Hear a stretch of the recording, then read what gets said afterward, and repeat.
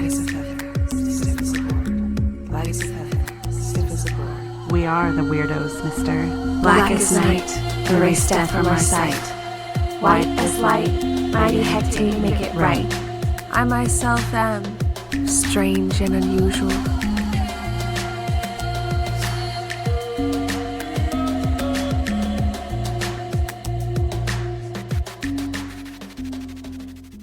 Cast a circle, spark some incense, and grab a cup of tea, because it's time for the Coven podcast. I'm Sharon. And this is Wendy. Welcome back to the Coven, you guys. Woo, welcome back for another episode. Yeah. So today we're doing our second part to the Spiritualism Movement. But I kind of had a couple of things to talk about first, if that's cool with you. Always. What do you have today? Oh my gosh. So do you remember how you were talking about the Boleskine house or Boleskine house? I don't know if I'm saying it right. That Aleister Crowley lived in over in Europe. Yeah, by Loch Ness. Yeah. Caught on fire again. Are you serious? Yeah. Kid you not. So now there was a little bit of a partial roof on part of it, but now that part's been completely burned off. They do think it was arson. They're not sure why. Probably because they didn't want people going back there, I guess, and doing the yeah, that's what I Kalima. thought too. I was like, oh no, why would they do that? So, and they said it took a while for them to put it out. Wow. I was disappointed. That just happened the other day, so. Yeah, so in case you missed our episode where we talked about that, there is like this haunted manor that was burnt down originally, and now it's been caught on fire like 3 or 4 times. It's like it's just repeating history. Right. Crazy. It's just this cool old house, and now there's like all these trees growing in it, and it's all torn apart.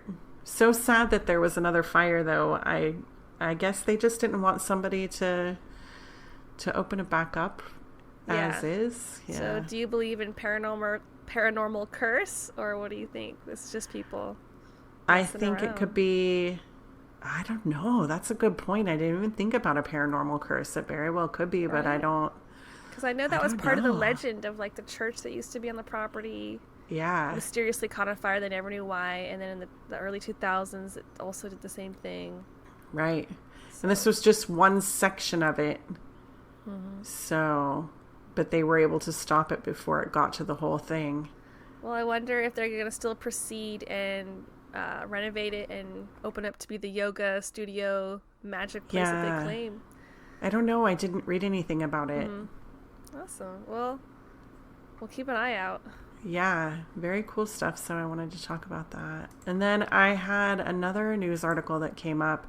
This one's kind of sad but interesting at the same time. So apparently in Australia near Adelaide, hopefully I'm saying all this right. Yeah, that sounds right. There were a flock of 60 long-billed corellas that died all at once mysteriously. And of course, there are people who are like, oh no, it's a sign of the end of times. And they're using it to their advantage to kind of talk about religion and end days and prophecies and that kind of thing. But most likely, a lot of times that I come across these, it has to do with poison.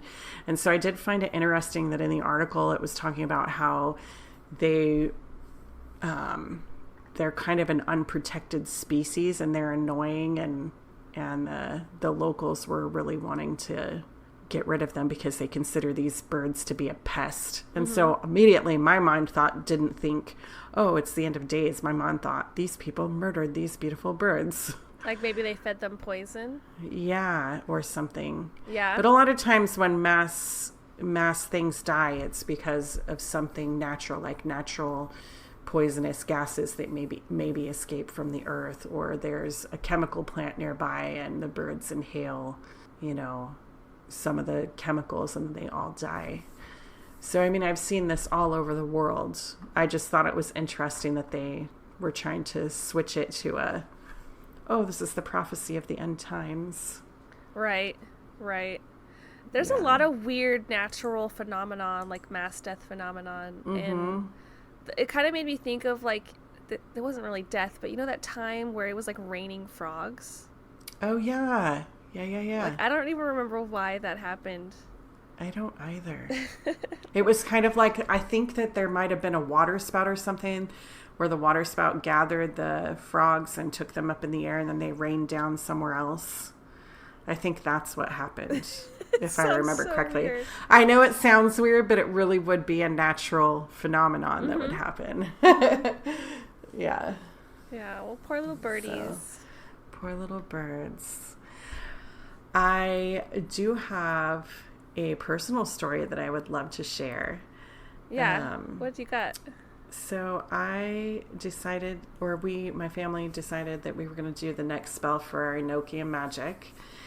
And we took several hours and wrote up the spell and then started preparing it. And so I'm not going to tell you the spell, but I'll tell you what we did, the process. So we wrote the spell and then we wrote it down on red kind of construction type thicker paper. And then we folded that into an origami bird and we sprinkled cinnamon oil on top of it. And then some red, what's that stuff called? Oh my gosh, my mind is drawing a blank right now. It's spicy red powder. Cayenne? Yes, cayenne pepper. Thank you very much. Okay. So we sprinkled cayenne and then we took a strawberry and put the juices of the strawberry on it. Ooh. And then we set it into this. I have this metal pail that sometimes I like to do spells in. So I put it in the metal pail and we set our spell 3 times as we lit it and watched it burn. And then we left the ashes overnight underneath the summer sky. And then the next morning we took it and spread the ashes in the 4 corners of our backyard and, walked in a clockwise motion around the yard and kind of sprinkled the ashes. And then when we got to the very last spot and we were dumping the last part of the ashes, 2 beautiful turtle doves flew out of the tree next to us. Aw, I like it was that. So cool. I just so imagine amazing. that you're creating this really cool grid of energy in your backyard. Exactly. I like the idea of that smell a lot. Yeah, it was pretty amazing. Because it's like not that hard of ingredients. Yeah, it's going to take Right. you some time to learn how to do some origami, but in the Right. long run, it's probably worth it. So did you do Right. the folding of the crane? I did. Well, actually, I did part of it and Clarissa did the other part. I actually learned how to do origami when I was in high school. So we had an exchange student from Japan. So I learned how to do origami that summer that she was with us. So I kind of know how to do a couple of different easy things. That's cool. So, yeah. All I Gotta could love do it. is like maybe make a cootie catcher. I love it. I probably I have just to love YouTube it. Actually. It's been so long. Yeah.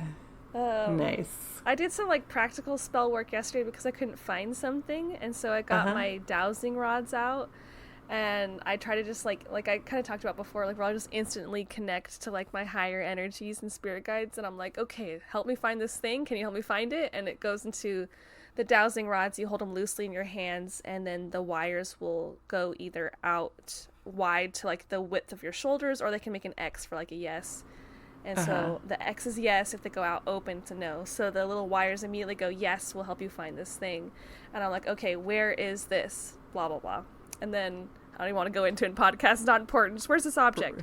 And so it like points me down the hall. From down the hall, it points me into the living room. And then into the living room, it points me to the couch. And I immediately lift up the couch cushion, and I found what I was looking for. That's so cool. Yes. So I love it. Really starting to like use the dowsing rod in selfish ways, I guess, just to find my shit. But Yeah. It's super awesome because if I start honing this and using it on ghost hunting, I think it's going to be really helpful for figuring out where like the energies are at. And Right. it's supposed to really help you, I don't know, in nature too, find like different energies. That's super cool. Yeah. Oh, how fun. Right? What a cool thing. So you get your dowsing rods on. It's a little bit easier than the pendulum because I would try to use the pendulum to find stuff. But it doesn't always, it's not as specific as go in this direction and just start following. Right. Plus the pendulum, you're like, so I don't know about your pendulum, but sometimes my pendulum goes all crazy. I'm just like, come on, stay still. Like, stop. Yeah, I can only really decipher like yes, no questions, I feel like. Yeah. And it's not always as precise. Yeah, for sure. I had another cool thing that happened that I totally forgot about until you were mentioning your story. Clarissa and I had spent some time outside this weekend, and this was after our spell, actually. We took our blankets and set them outside on the patio, and it was just a nice, beautiful summer, warm evening. So we're sitting there and just soaking in all the things, and we were both writing and using our tarot cards and drawing and things like that, and it's a pretty cool experience. But she was like, you want to play a game? And I was like, sure. She's like, it's kind of a strengthening game for your brain. And so basically what she had done, and I didn't know that she had done this, is she wrote a word on a piece of paper and then had set it somewhere in the vicinity. Mm-hmm. And then she pulled the notebook up to her so that I couldn't see it. And I was like, but she was like, okay, we're going to start playing the game. You have to tell me the word that I wrote down. And I was like, you wrote down a word? I didn't see you do that. And she was like, yeah, I wrote down a word, and it's been sitting here for about 20 minutes and you didn't know that I did it. Just did it secretly. So she's like, you have to pull that information out of your brain. And I was like, I don't think that I can. She was like, I think that you can do it. So she's like, close your eyes and tell me what you see. And I was like, well, the first word that comes to mind is strength. And then I said, but that's not the word that you wrote down, because I think that the word that you wrote down was only 4 letters. And she goes, you are correct. And so I wrote 4 dashes on a piece of paper that I had in my hands, and was like, okay, I think that there is an I and an H in the word. And she said, you are correct. And then all of a sudden, just, it came to me. I was like, it was the word wish. And she flips her paper around, and that was exactly what she had written down. Wow, that's awesome. Yeah, I had no clue. That it was sitting there. That's really cool that you're able to hone your skills like that. Yeah. So I was just like, shoot, what else could I remember?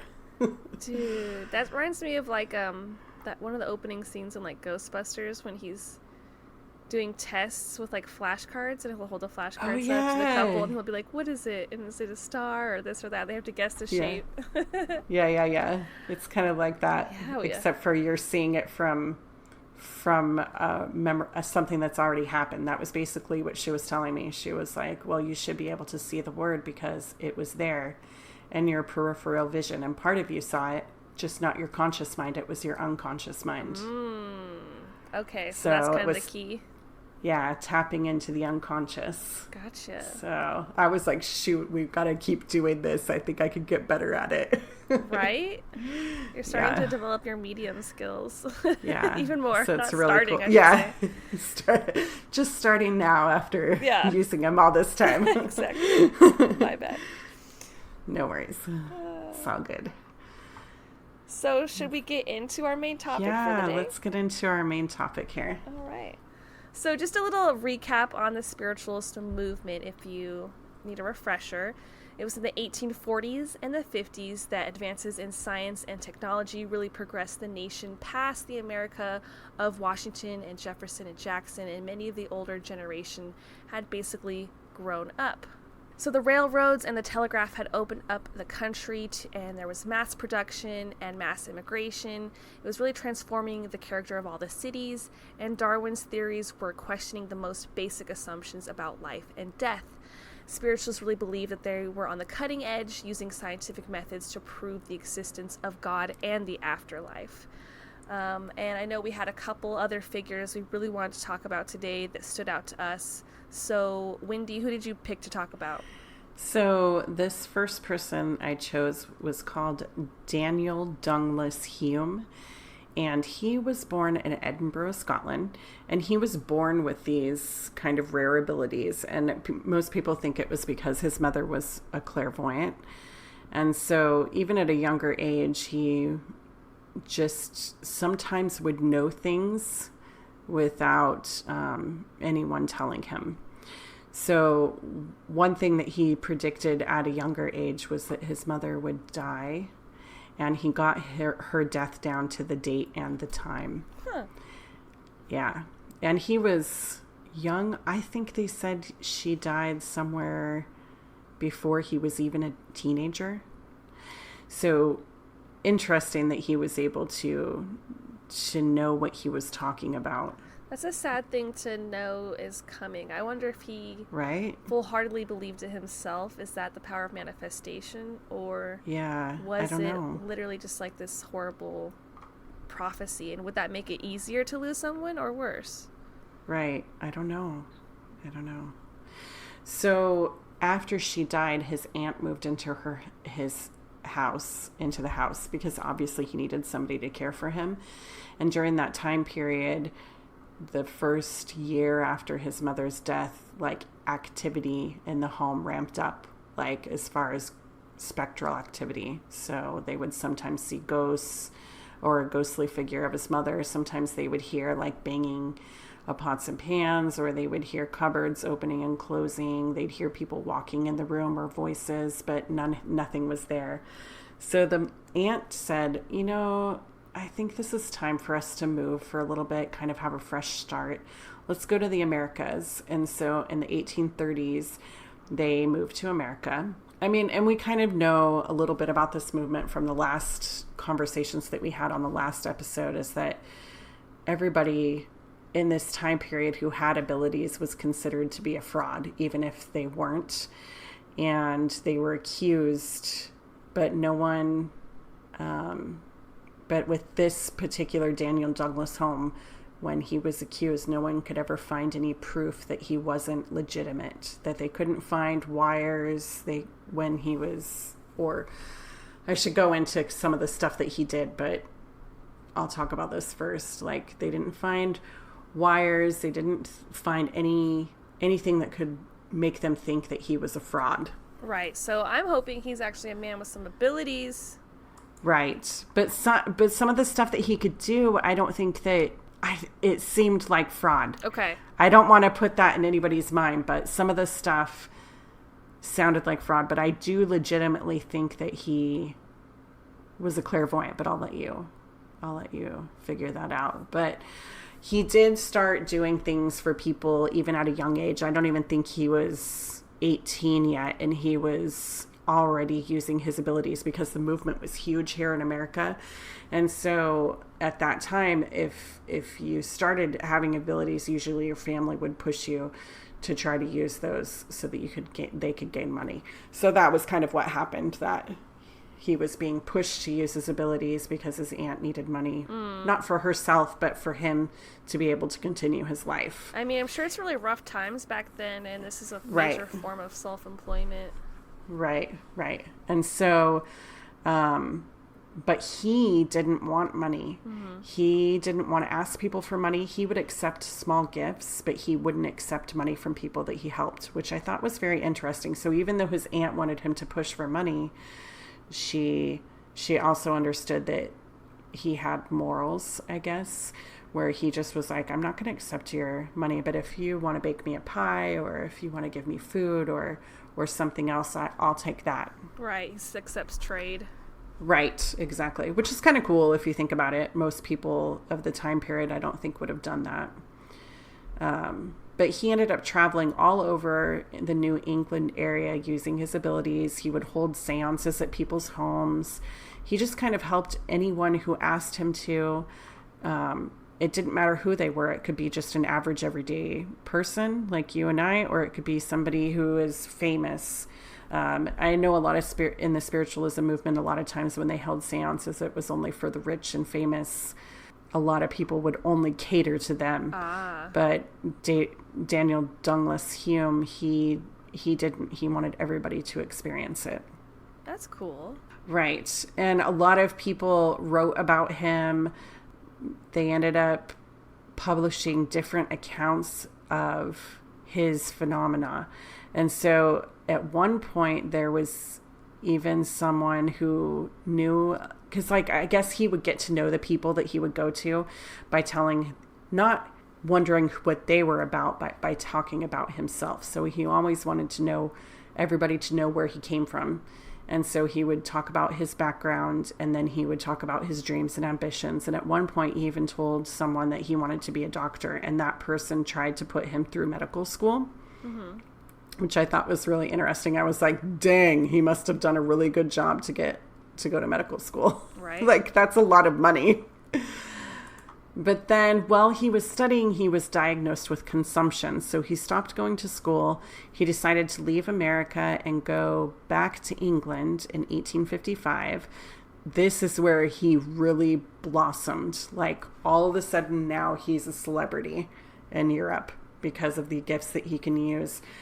He even started entertaining royalty and going from place to place. And I wanted to tell you guys kind of about some of the stuff that he could do. So some of the things that they could hear during a seance were raps or knocking sounds heard on the table and in all parts of the room, including on the ceiling. Sometimes there would be objects levitating and moved on their own. One time, even an entire piano lifted up off of the floor. Sometimes the tables would just levitate. One time, several people were sitting on top of the table holding the seance, and the table levitated. Wow, what were they up to? I have no idea.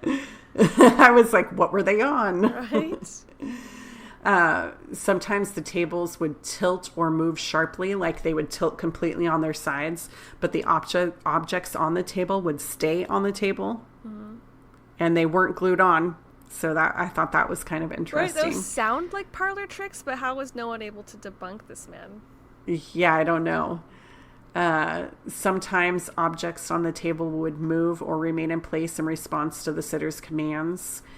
Sometimes he could command the objects to become heavier or lighter. So meaning, like, if he's like, candle, I command you to become the heaviest, then nobody could lift it up. But then he was like, be light as a feather, and then it would float up into the air. Nice. There would be these strange kind of lights and luminous phenomena in every part of the room. Sometimes there would be these partially or fully materialized forms, like people. And a lot of times it was these hands, which I thought was weird. I was like, did they have like that luminol stuff that they could paint on them? Maybe it could have been people that he hired. But people at the seance would feel like they were being touched, pinched, or other strange phenomenon.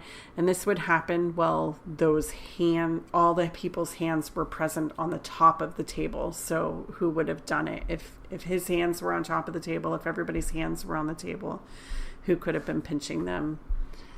There was auditory phenomenon such as voices, sounds, and also music occurring when the instrument wasn't in the room. I did also read an account where there was like a guitar that was played in the room, visibly being played, but no one was holding the guitar. It was just floating on its own. There were smells in the room, but there was nothing in there that could explain it.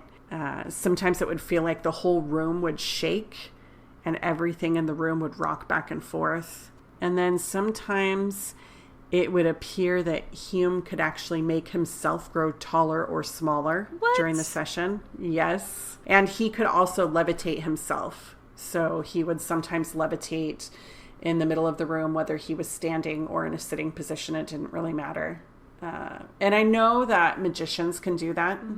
But there are a lot of magicians who have the ability to do that. So there is a possibility that, I mean, if he was performing some sort of magic trick, he could do that. Right. And I don't excuse me. I don't even know how people do that, but yeah, I know that's a thing. Like, a lot of this stuff doesn't sound like typical poltergeist activity. Out of all of this, what do you feel like actually sounds like common ghost behavior?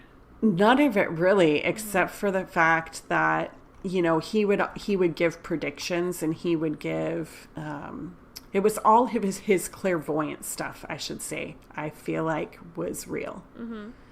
So the fact that he could predict things for people, I felt like that was the part that was not faked, but potentially the other stuff could have been faked. I think it's hard for me to believe that ghosts were just levitating the table. Right, exactly.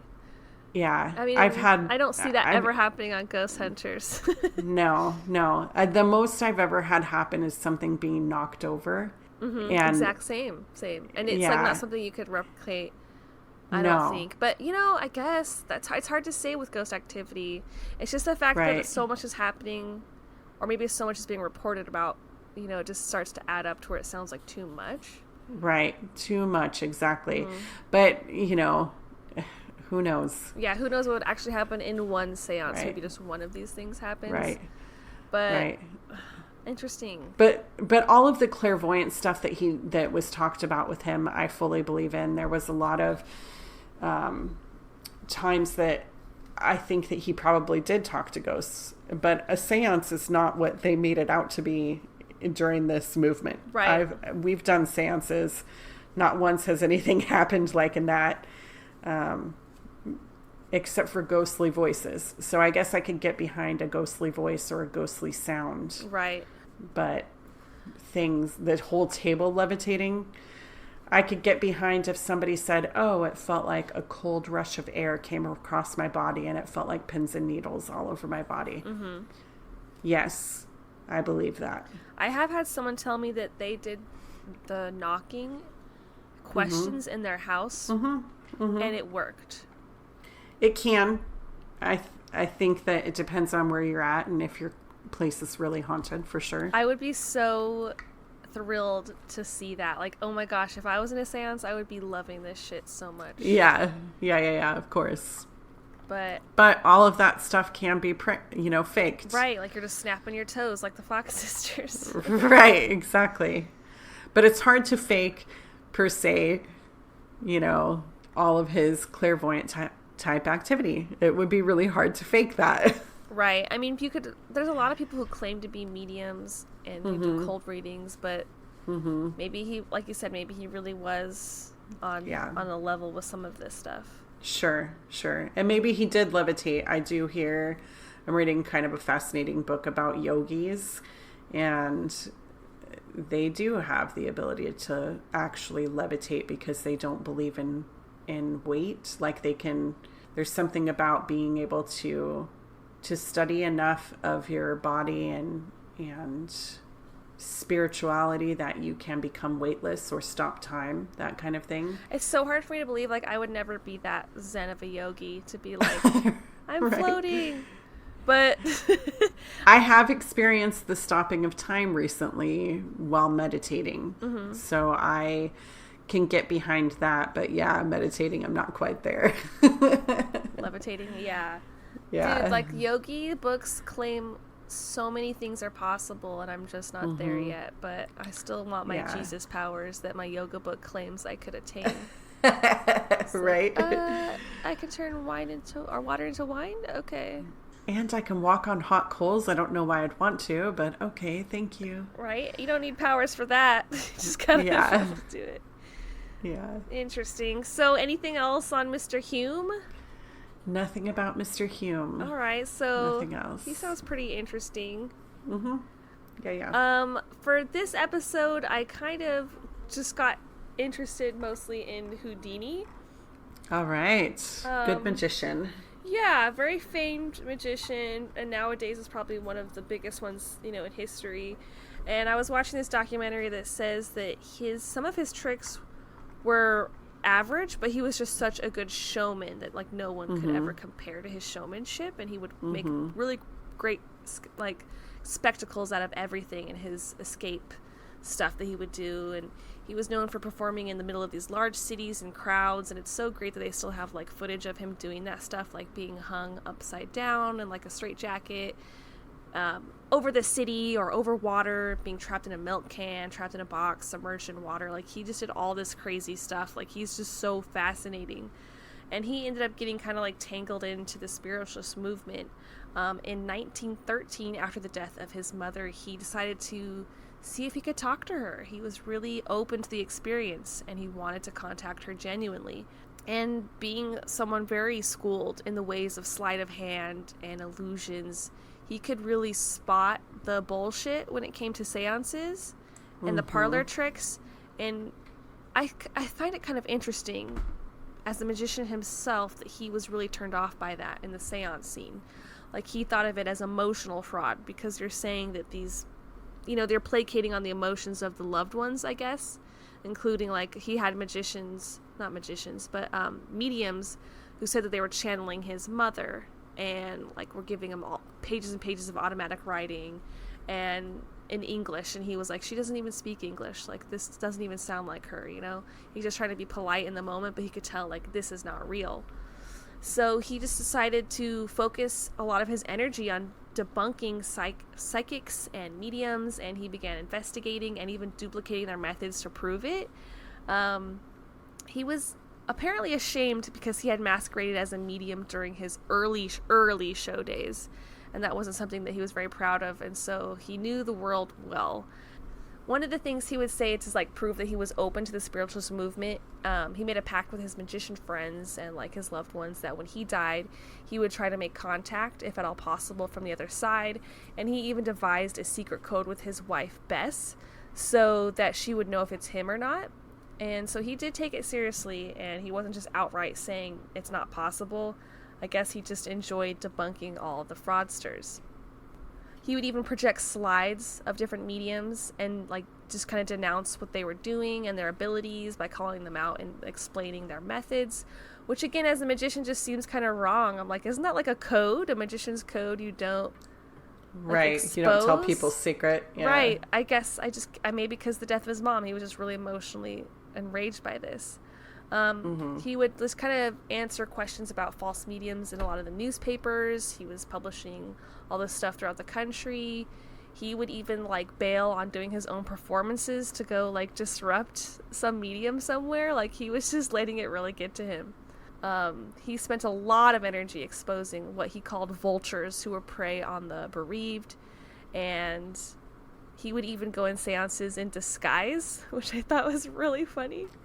Right. And he would go like with a fake nose and glasses and like a different outfit just to kind of gather the evidence, and then kind of lead up to him tearing off his disguise in the middle of the show and revealing how the fraud had committed everything. So I just like laugh at that and just imagine like what a prick he is, and like if people saw him coming, they're like, God damn Houdini, just blowing up my spot.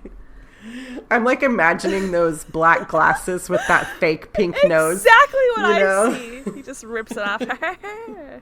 I'm like, how could you guys not see this? Right? And like a lot of the mediums and the illusionists of the time, he gathered a lot of coverage from the press when he would do stuff like that.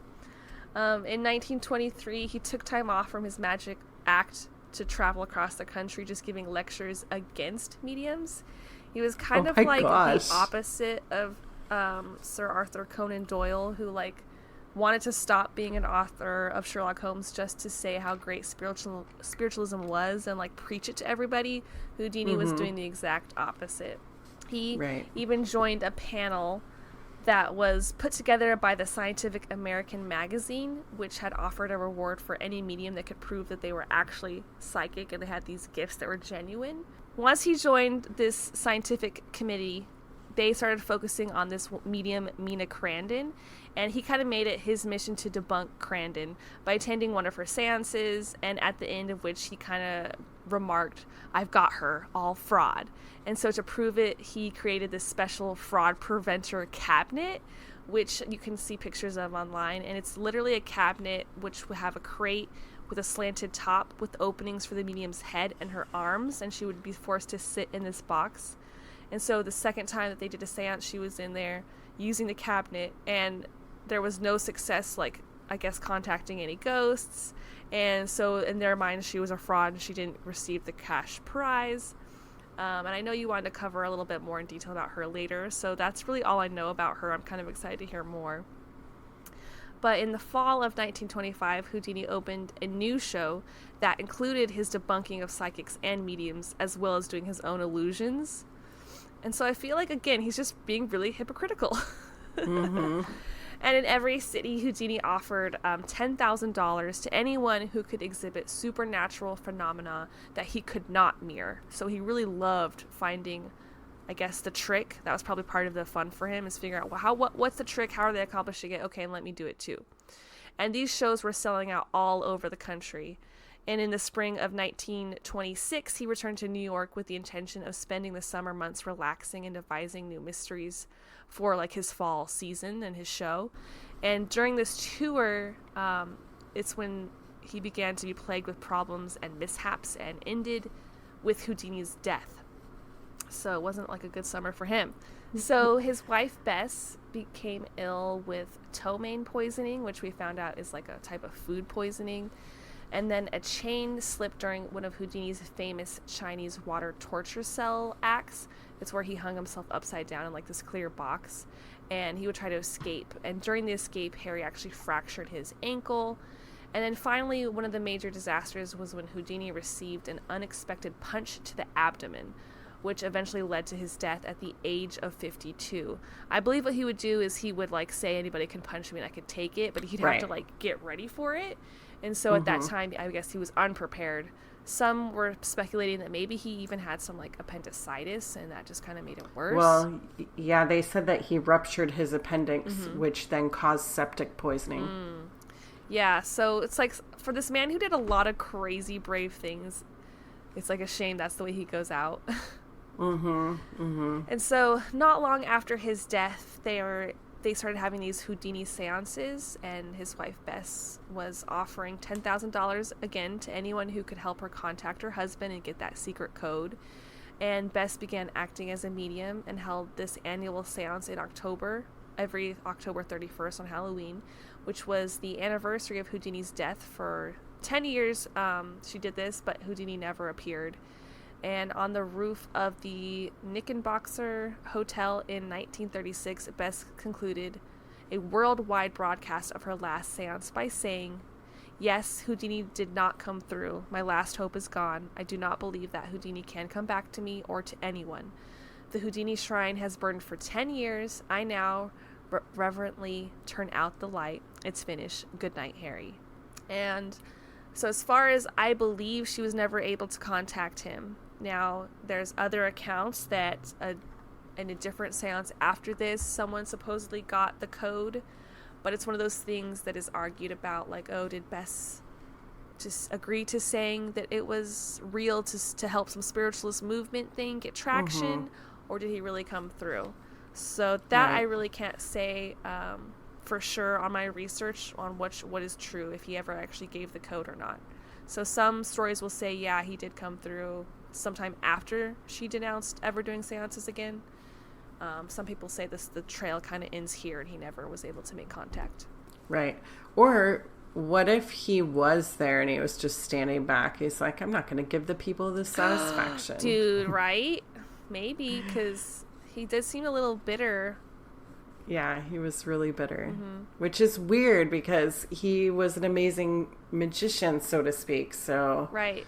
I don't know. Right, he's all about showmanship and making the struggle look extremely hard when he's really just good at escaping out of straitjackets. And right. Yeah, he puts himself in a crazy amount of danger. I think they were saying like he was a gold medalist. He was really, really in shape. He could hold his breath for up to 4 minutes underwater, even at the age in his late 50s. Crazy. Yeah, that's so crazy. He was really well trained at what he did, and I think he wanted to be the best. And so maybe he enjoyed that whole thing of being the best and denouncing everybody. Like, you can't even play on my level. Get out of here. Right. So a very fascinating man, I think. Yeah, he was. Very interesting. But did you want to dive into, give us a little more backstory on Mina? On Mina? Yeah, Mina Crandon. So some places you'll find her as Mina, some Marjorie. I think her middle name was Marjorie, so they called her Mina Marjorie Crandon. I think those close to her called her Marjorie. So her background kind of comes that she had been married and divorced, and then she remarried immediately, and she just after her divorce, and she remarried a doctor, and he was really into the spiritualism movement and thought anybody could be a medium. So he felt that humans had the ability to contact spirits, not just spirits, but also know the future. And he thought everybody could be able to do this. And he wanted to prove that part of it. So he wanted to take his ordinary wife, Mina Marjorie Crandon, and do these tests on her, these telekinetic tests. So he did these over and over and over again for her. And he believed by the end of these tests that she possessed the ability to have some sort of telekinesis. Nice. Yes. And so he ended up publishing a scientific article in that Scientific American journal in 1924. And then after that, then in comes Houdini with all these tests. So one thing about these tests that I thought was interesting that they did on her, they performed these tests for like 6 weeks straight. God. And it was like non-stop. Like she didn't get very many breaks. They just constantly pressured her. It was one scientist after another, after another, after another. And one dude, his name was J. Malcolm Bird. He was kind of a mathematician and a parapsychologist. He began writing positive articles about her concerning her authenticity of mediums.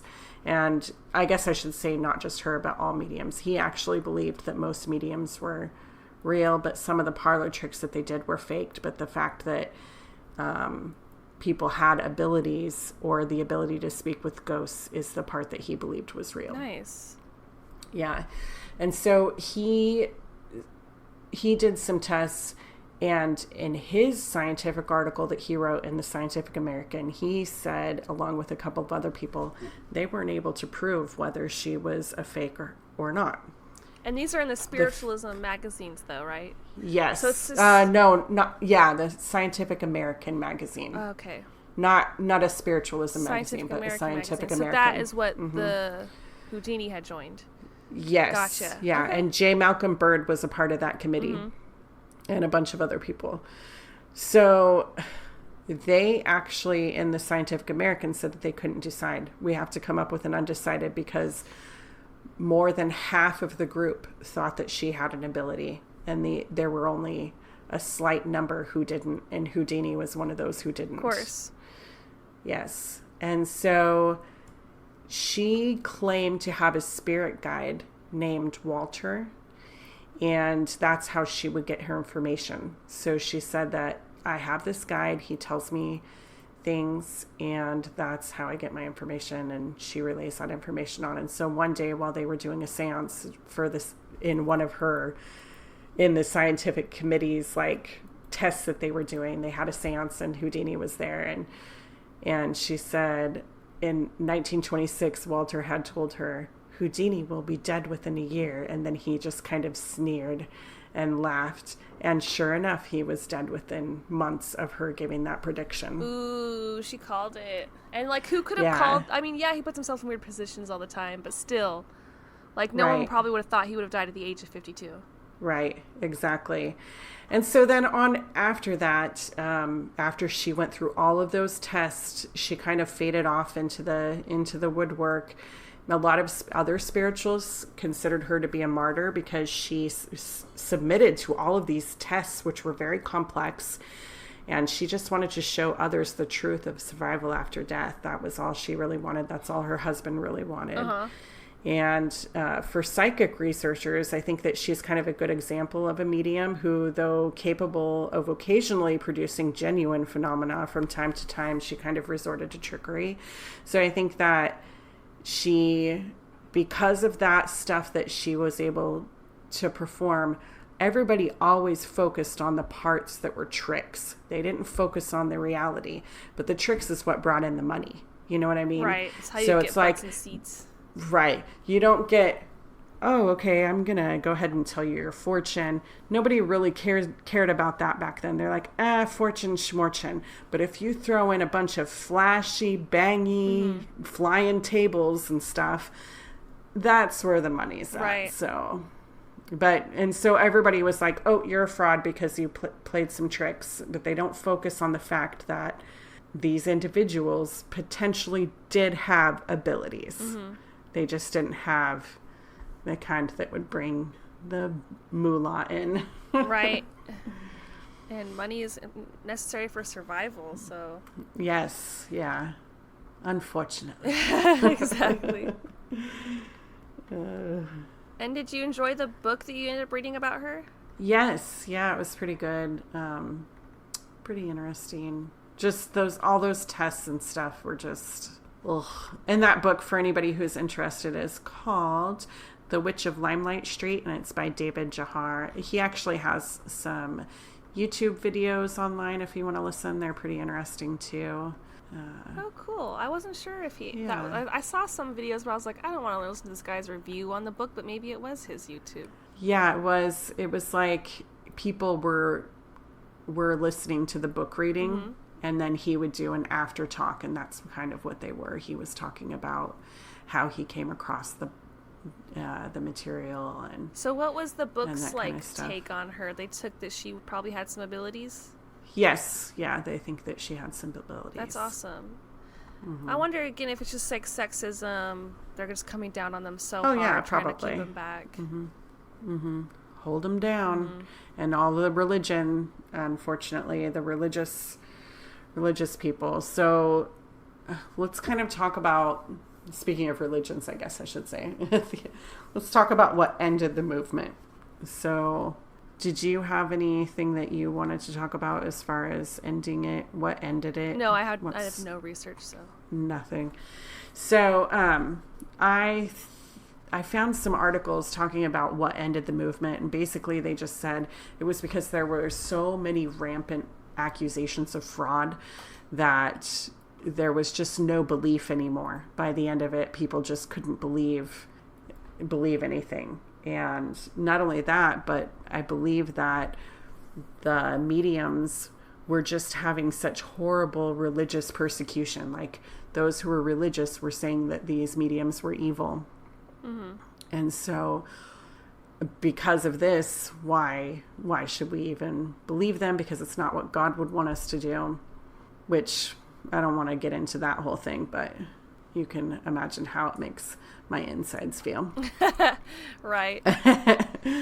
And then other movements started up, and so other people wanted to join these other movements. So like that's when Christian Science started becoming a thing, and the Spiritualist Church was organized at the end of the movement. So people were like, well, this is an organized religion that I can join without being persecuted, so let's go ahead and join these instead of this medium spiritualist movement. Mm-hmm. And it just was time for it to end and start other movements. Nice. Yeah. So what do you think? What is kind of your end result? What do you think? You think any of these people were real, or? You know, I went into it really as a spiritual person, as a witch, like really excited to think of all the possibilities of that being like a mainstream way of making business. But all the fraud does kind of get to me. Like, it's like, oh, it's all just like a parlor trick, or, you know. So Sure. I think that there was a lot more of that than I expected. But like, I don't know if the real stuff is something that's tangible. Like, people could be Right. like, just me saying I'm a witch sometimes has gotten a lot of backlash. Like, I've had people who are like, what, a witch? What do you think you do? Fly on a broom, you idiot? And it's like, what? No, I do spells, and it's a lifestyle. Like, so Right. it's hard to say what was real in these moments. Was there really ghost contact happening? Yeah. What about you? I think it's hit and miss. Like, I definitely think that there were people out there. Yeah. Literally hundreds of people were in this medium movement, maybe even thousands, I would say, because there were so many of them across not just the United States, but all over the world. It wasn't just confined to one area. This spiritual movement was everywhere. Right.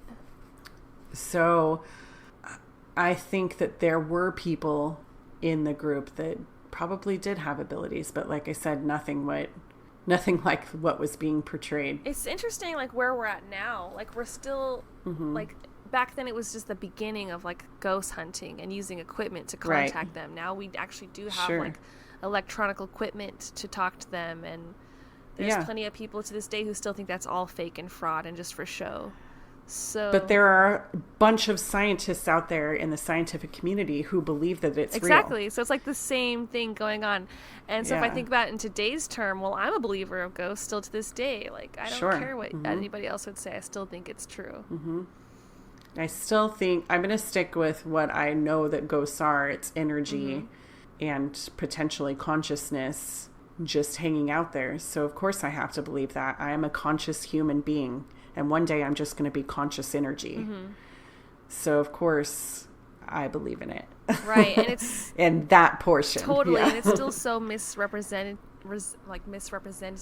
in today's movies, being like over dramatized, and it's always evil, when in reality it's probably just like your grandma looking down at you and smiling as you do the dishes. It's more like Whoopi Goldberg from Ghost, where she's just talking to the spirits, and maybe occasionally one of them's taking her over. Ghost. Yeah, then you get to kiss Patrick Swayze and it works out. Yes. And she's like, "What? You're white?" Ghost. I need to rewatch that movie. Yeah, I love it. Haven't seen it in a long time either. Yeah. I was thinking about movies in the spiritualist time period. Like, I could only think of a couple. Like, I think, is it The Illusionist that has David Bowie playing Nikola Tesla? And I haven't seen that, so I'm not sure. Or is that the one? There's like two that came out around the same time. And there's one that has Hugh Jackman and Christian Bale, and they're like rival magicians. And it's actually a really good movie. What's that, the Houdini type one? I guess it's not, I think there's escape art in there as well. They do like escape stuff. Okay. But I don't want to spoil the movie, but it gets kind of dark and it's really cool. Is it The Illusionist? I gotta look it up. Yeah, I'm not sure. I guess I haven't seen that. I did watch a kind of 3-part miniseries on Houdini, but it was an adaptation kind of movie, so you don't know if it was real or not. There's like a lot of those type of like TV Houdini movies. Right. But it was more about his love with his wife and how they met and that kind of thing. So it was super cute. It's The Prestige. So The Illusionist, I've never seen, but I think it's around the same time period. But The Prestige is actually a good movie I would recommend, because these two men are trying to always outdo each other and try to figure out like what each other's tricks are. And like when he figures out what the other guy's doing, it like really blows his mind. And it's like actual magic, so gotta check that shit out. Very cool. Very cool. Yeah. I mean, I've watched a lot of magicians in my life in person and like on TV. So have you seen a bunch of magicians before? I used to be into magician stuff like when I was younger, and sleight of hand stuff. I remember I got pulled on stage once at like the fair here in Texas, and I was like mortified. I was like, "Sir, no," like shaking my head like no, and like I was literally like shaking. I'm like the worst person to pull on stage. It's funny. It was horrible. That's what I remember. It was some trauma. Right. My son constantly does magic tricks with cards, and he's been doing them for years. So now he's like really good at it because he's been doing it for like 10 years. Awesome. Yeah. So I'm just like, keep that stuff up, man. Yeah, go be the next David Blaine. Yeah. You never know. Yeah. Just never know. I think there was only one other thing that I wanted to bring up, is that our human brain is way powerful. Like, way more powerful than we give it credit for. So, we've been told our whole lives that, like, by science community and doctors and psychologists, that we only use a small portion of our brain. But what if we were never told that? What if we were never told you can only use this small portion of your brain?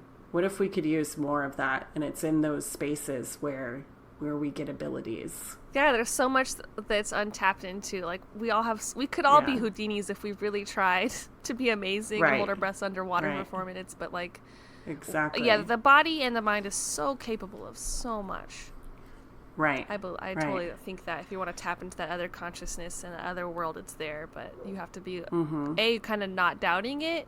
Like you're saying, you have to not doubt the idea of levitation to even levitate. Right. Therefore, I will never levitate. Yeah. Yeah. Yeah. So, I think we could have been some fraudsters. No. I definitely could have been if I wanted to. Yeah, you got your medium abilities. I think we could have had some good times tricking people. Yeah, totally. Being scrappy up in Oregon and just making our way. Yeah. I just feel like there were so many people in this movement, and I know we didn't touch bases on all of them, but we could have talked about so many more. So hopefully everybody feels good about who we talked about, and hopefully you, Sharon, feel like, yay, we finally got to talk about this. I know, I've been wanting to research the spiritualist movement for a long time, and it definitely captivated and sparked my imagination. Right. I did kind of want to talk about Conan Doyle more, but I honestly, there's something else I want to talk about him in the future. I want to talk about his little fairy episode that he had when he like believed that there were fairies going down. So I'm going to just put a pin in Conan Doyle, and we'll talk about him later. Yeah, sounds good. You know what's cool about him is because he was a writer, he probably was more open-minded. There's something about the artistic people having this more open-minded. I guess that's why I'm floored that Houdini was so mad about the people that were in the seance, or the mediums. Yeah, it kind of took this pompous, like, I'm better than you attitude about it. Right. It kind of reminds me of, what's his name, the circus dude. P.T. Barnum? Yeah, P.T. Barnum, because he used to call people out too, saying that they were fakes when he was one of the biggest fakes of them all. Maybe it's like he this used whole to do all it's these this witch horrible trials things. deflection thing. Like, it's I'm right? not a witch, you're a witch. Like, yeah. Interesting. Well, I think that's all I have to say. Do you have anything else? I think that's it, man. This is our first two-parter. I hope you guys enjoyed it. I know we don't get into history topics too often, but they're a lot of fun for us. So if there is a time in history with some paranormal elements or just weird stuff going on, let us know. We are always looking for cool ideas. Yes, absolutely. Love those suggestions from listeners. So thank you for listening, and join us next Wednesday where we will have a special secret episode for you guys. And in the meantime, find us on Twitter, Facebook, and Instagram at Cousins Coven, and check out our blog, cousinscoven.home.blog, where you can find witchy words of wisdom, spells, and all of our archive podcast episodes from season 1. And send in any research ideas, witchy questions, fan mail, or if you have some paranormal experiences, haunted stories, spooky stories, if they're real or not. We're interested in those right now for Halloween in the future. So send those into cousinscoven2@gmail.com. We love to hear from you guys, so please like, subscribe, share with all your witchy and weirdo friends. And may you find happiness in your heart, love for yourself, and join each other. Blessings to all.